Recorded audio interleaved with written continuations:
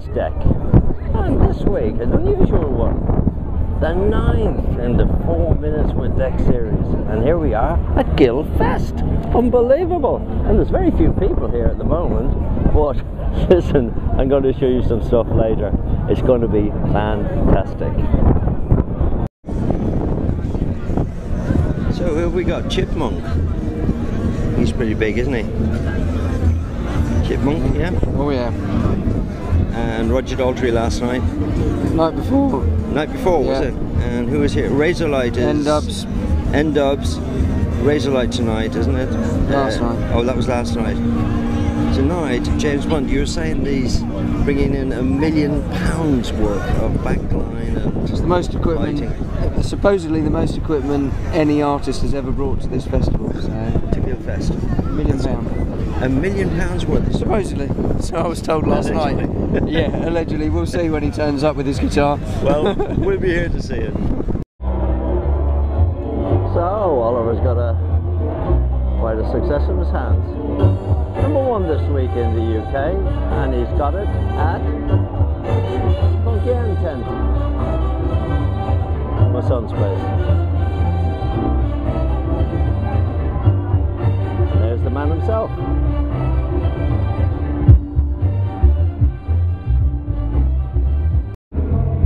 And that's what it all looks like backstage. The next band going on.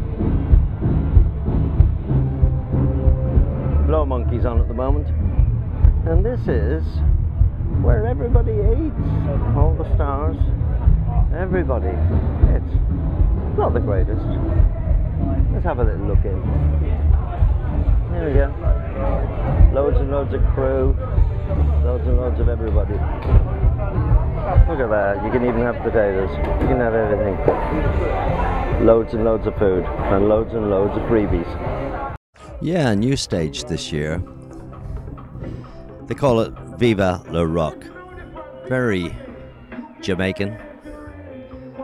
I'd have to say it was fantastic. This was Levi Roots. And really, really good. The whole crowd was bopping along. On the second stage, Ivandale 45. Never heard of them actually, but actually makes you think really. Look at the kids. Every second word is F. It makes you wonder why they do it. The public don't like it.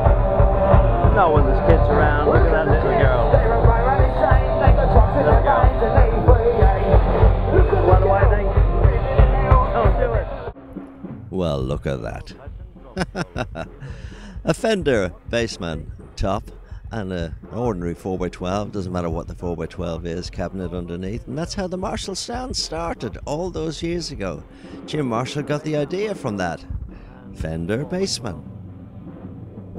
Most popular digital desk you see in the festivals is the digital. And as I say, the most popular digital desk at any festival is always the Digi-Design. This one is the D profile. In the middle you get the big Midas desk, which is absolutely bog standard, the huge desk. Have a great evening, thank you very much.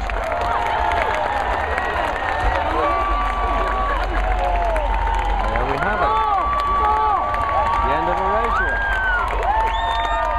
Classic bell. Guild Fest! Give it up for Erasure! That was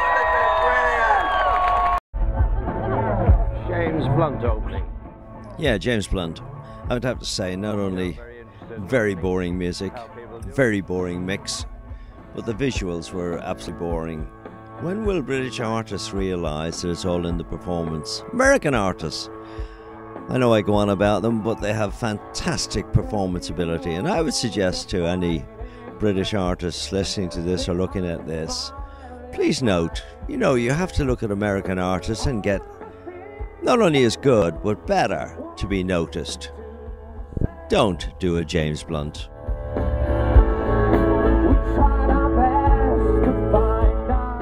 I always suggest to members of the Serious Writers Guild that they've got to get around to dance clubs, dance parties, dance concert festivals like this one, and just to check out how it all works. It's fantastic to see somebody like DJ Fresh with this #1 track, just to see how the audience reacts.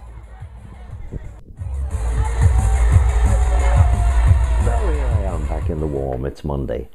And what did I think of the festival over the weekend? I thought it was pretty good. But I'd have to say, I always advise people in the music industry and trying to get into the music industry, you've got to get out and see the festivals, you've got to get out and see the concerts, you've got to get out and see the dance clubs and all the other clubs that are around. See what's about, what the opposition is, what the competition is for you. I know what the competition is, but what did I think of the festivals this year?